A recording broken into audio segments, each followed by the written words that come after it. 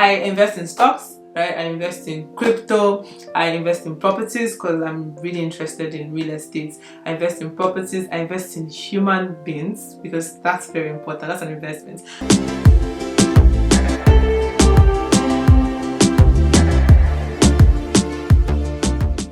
Hi guys, welcome back to my channel. My name is Dima Otutu. If this is your first time on my channel, a very big welcome to you, and if you're a returning subscriber, a very big thank you for always coming back. But then on this channel I mostly talk about finance, savings, crypto, investments, and anything that can help you, grow your finance. I also talk about self-development. So in today's video, it's going to be something very new. I'm going to be inviting my friend. We're going to be discussing her challenges, not just as a woman but also as a human being. We're going to talk about her career, we're going to talk about finance, so a whole lot. It's just going to be more like a chit chat, guys, and I hope you guys enjoy it. And also, if you have any question or you want us to discuss any topic, if you even want me to bring her back on the channel, do make sure to leave it in the comment section. I'm going to check it out, and I'm also going to drop all her contacts in case you like her. I'm sure you're going to love her anyways, so I'm going to drop her contacts in the description box. Do make sure to follow her on Medium and Instagram because she writes a lot and she writes amazing, and I hope you guys enjoy it. Please, can you introduce yourself? Hi, I'm Chidima Orajaku, but then I shortened my name to Didi so that it'll be easy to pronounce. I'm a software engineer. I've been a software engineer for 4 years plus, maybe 5 years now. And I also write because I like writing. And then in the night I do karaoke in my room, on my bed, so I sing. Oh, I act in my room too, so yeah. And I dance too in front of the mirror. Guys, she's because her room is just opposite my room and she disturbs me a lot at night. But then I am I'm very happy you're here. So you said you've been in software you've been a software developer for 4 years. Yes, 4 years. And so can you maybe walk me through your journey, how you got in, how did this all start? Okay, so it started after school. I studied electrical engineering just like she did. And then after school, we were thinking of what to do. Then I was interested in power engineering, right? And then I started working for this telecommunication company in Abuja. I lived in Abuja then. 6 months into the job, I realized I was bored, right? And I was considering, okay, do I go into product management, project management, or event management too, or software engineering? And I talked to my mentor then, who was my boss. And he said, okay, choose between project management or software development, software engineering. To be honest, I hated software engineering because remember we did C++ in school. But I was like, okay, so I don't like software development, so let me start studying things on project management. And I started taking courses on project management. It was interesting. Beginning of the year, I think that was 2017. My friend, she's not here now, Anne-Mary, she also has a YouTube channel, she'll put her link there. And Anne-Mary was working in the software engineering department in the company, and a couple of my friends too. And then they're like, yeah, try learning this, I'll send you some links, and if you find it interesting for that, I'm like, okay, cool. And I started taking courses, and first time I did if you're a front-end engineer, you know what border radius is, right? The first time I did border radius 50% and a square changed to a circle. I'm like, this is the career for me, I'm gonna do it. I started studying Free Code Camp, Code Academy, taking like private courses and all that with Anne-Mary too. I took it for like 4 months or 5 months, and I said, okay, this was enough of self-learning that I wanted to learn in the community, maybe because I didn't know much about it since I was solo. I was like, okay, let me look for a school that teaches this stuff, right? And then I searched and I found Andela, and I said, okay, let me apply to Andela. First of all, I did the first psychology interview, right, and I passed that one, and they sent me home test. And I looked at the home test. It was like lots of materials to read. And then I had a job then, remember. I was an intern engineering manager in the company I was working with, power engineering. I tried my best to study for a bit, but to be honest, I didn't really, because I didn't have the time and I was working a lot. I didn't have the time to go extensively. And then after like 2 weeks, they sent me the test. If I write this thing now, I'm definitely going to fail, right? And I said, okay, I told myself that if I don't do this, right, is it with my fear make me not write this thing? Like, what's the worst that could happen? So I said, okay, let me write it. What's that happen is I fail it, I don't get the job, and I continue where I'm working, right? And I did the test and it came back positive. I passed, and they said, okay, now it's time for you to come and do the boot camp in Lagos. And I was doing Abuja then, I was working. And then I asked my boss, okay, so I want to go for a 2 weeks boot camp, would you let me? And he said, no, we don't have the capacity to let a staff go right now. I had the choice of, okay, should I quit my job and go for this boot camp, or hold my job and let the opportunity go. And to be honest, that's one of the scariest things I've done in my life, because getting a job is not easy, right? And then I said, okay, that if I miss this opportunity and don't do it, I would regret it all my life. I quit my job, I took my bag, went to Lagos. And I did the boot camp for 2 weeks with tears and learning. I passed. I got into Andela, and after Andela, I quit Angela's job, got a different job in Germany, and relocated.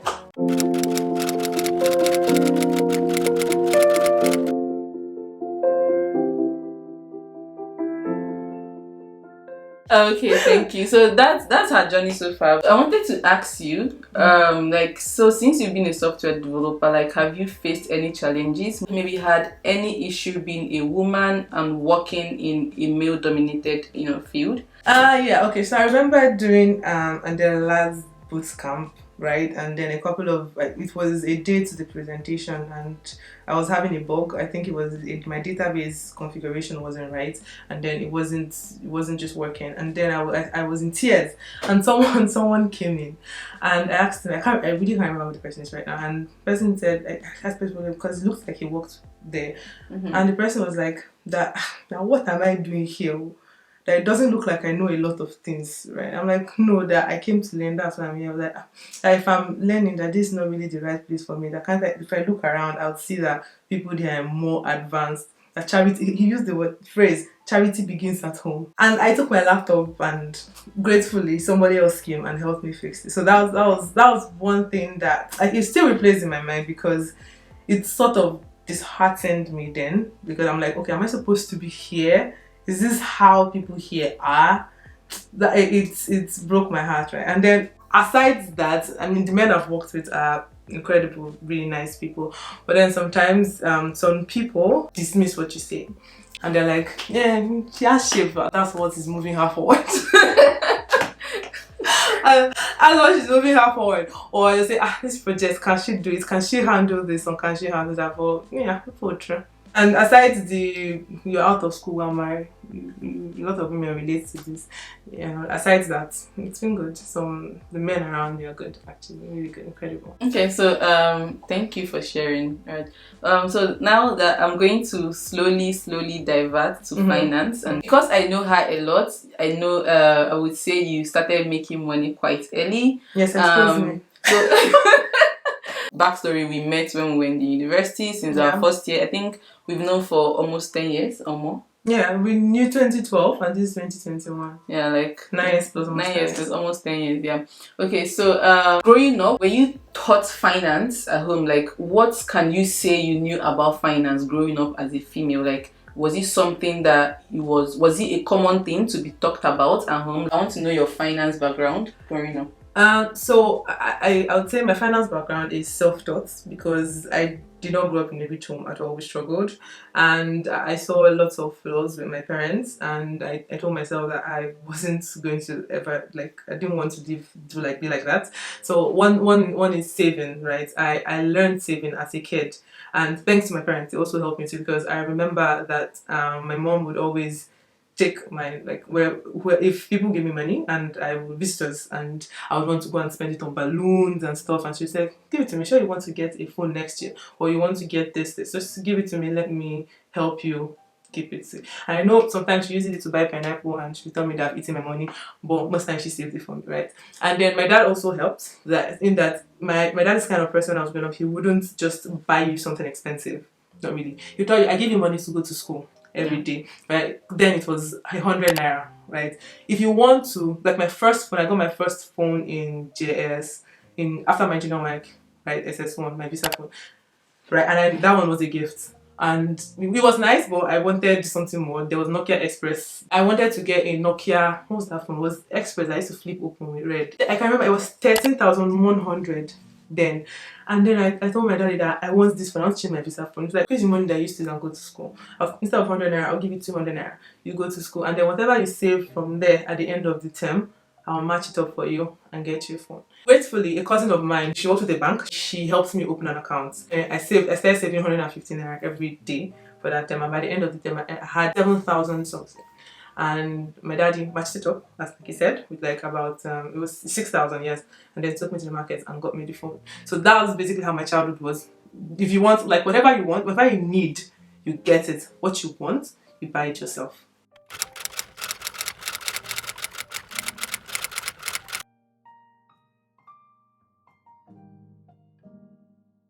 Now, like, what those experiences, how did it help you in your finance life now as a grown adult? Because I know that most times people do not really expect that women are supposed to, maybe go get it financially. Maybe you're supposed to depend on, maybe especially maybe let's say when you freshly come out of the university, the first thing that is expected of you is probably to get married, and then a man is supposed to take care of you. You're not supposed to aspire a lot. Especially we that are from Nigeria, most times what you will hear is, okay, maybe if you get a car, it's going to scare men away, or if you buy a property, you're not supposed to do that. You're supposed to wait for your husband so you can even buy the property in your husband's name and all of that. So I want to know, like, how did the financial experience you had as a child, how did it help play out in your adult life? Okay, so I was never the kid, because I'm pretty stubborn, right? I was never the kid who saw myself getting married immediately after school. It's not a bad thing, but I just never saw it, because I'm the first child of my mom, and I have siblings, and I knew that, like, I'm very family oriented, right? And I knew that I wanted to help doing that, and I didn't believe in solely depending on somebody else, with a man or a woman, right? It feels like a lot of burden.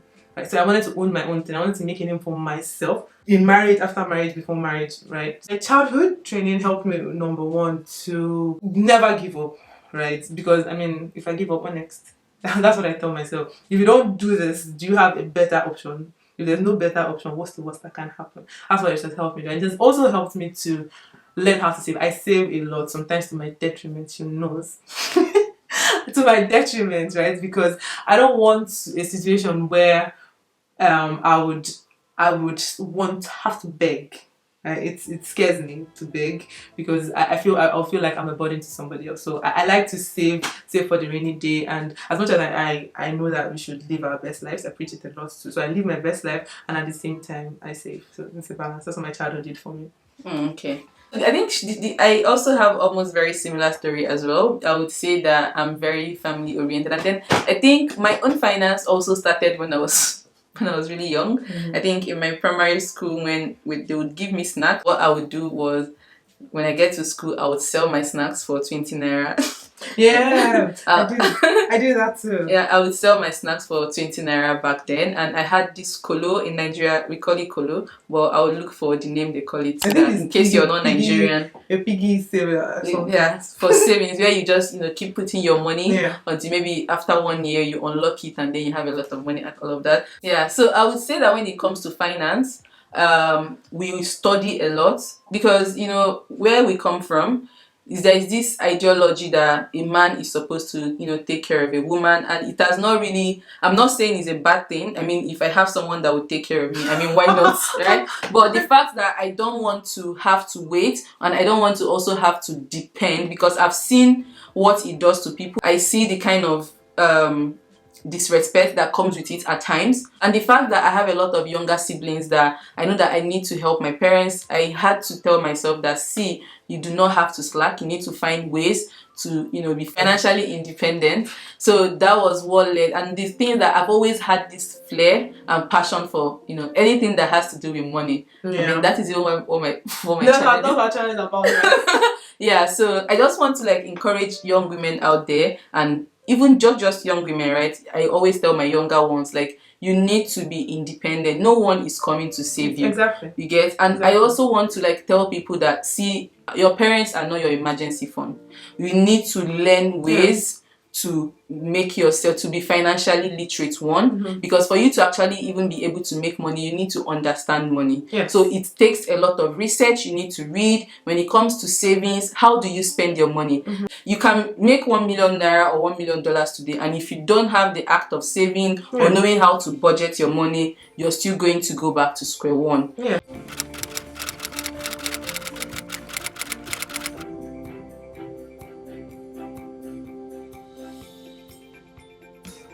Since you started making money, how have you diversified? How have you kept or be sure that your money is the money you're making is maybe either growing and not just being stagnant, because I know you do a lot of things, so I want to like understand what you do with your money. Okay. So then back in Nigeria, I think the first investment I made was mutual funds. Yeah. Right. So that because my money was in the bank and I wanted to go. It wasn't much. I started keeping it there, and then it started growing. And then lately, what I've been doing is I have stocks. She's my financial advisor. No. She says in her YouTube video she's not a financial advisor, but I take her advice because I know that even if it fails, I cannot beat her. I invest in stocks. Right, I invest in crypto, I invest in properties because I'm really interested in real estate. I invest in properties, I invest in human beings because that's very important. That's an investment. I invest in human beings. I invest in myself a lot. I read a lot. I invest in myself because growth is not just money, my brain. So I invest in my brain. And I invest in my career again. And are there like some side hustles, like some things you do that you can share with people, especially young people who are looking for other ways to maybe make money while they maybe wait for their dream job or what? Okay, so I write on Medium, and it's like hobby meets money making, and I enjoy it a lot. So I do that. That's what I do as a side hustle now. I'm going to pick up some more in the future. I don't know what it is. Maybe I would start singing. This girl can sing really well, guys. I've been begging her. This girl can sing. I've told her, let me manage you. I will even buy you mic. I will set up your studio. Just sing for me. You can start with people's covers. Then we can think of maybe years later how we can come up with your song, and then in the future, in the nearest future, maybe I'll do that in the next one. Maybe I would open a YouTube channel. Just maybe. I haven't opened because I don't know what to do in the YouTube channel.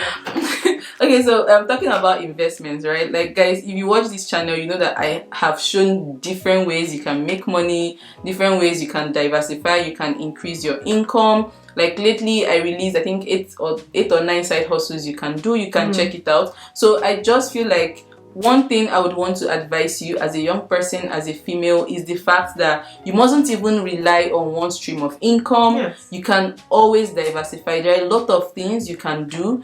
Every idea is a $1 billion idea. It just depends on how you nurture it and how serious you take it, how you work at it. And another thing I would also want to tell people is the fact that a lot of people are into this get money quickly, that they learn to or they miss the basic steps. Be patient. I know that currently a lot of people might be struggling financially, but if you can learn to invest in yourself, what are the things that you can learn to do and be better as a female, as a person? And why I'm hammering on the female is the fact that we as females, we already have a lot of struggles. Exactly. We already have a lot of challenges because you need to keep proving yourself that I can do this, not just as a female but as a person. So you need to have to keep working on yourself. You need to keep leveling up. What is it you can do to get better? You have to keep doing it. So I want to encourage you, because I think this video is getting a little bit longer. I want to ask if you have any words for young people or anybody looking up to being maybe a software engineer or a financially independent woman. Do you have any words for them?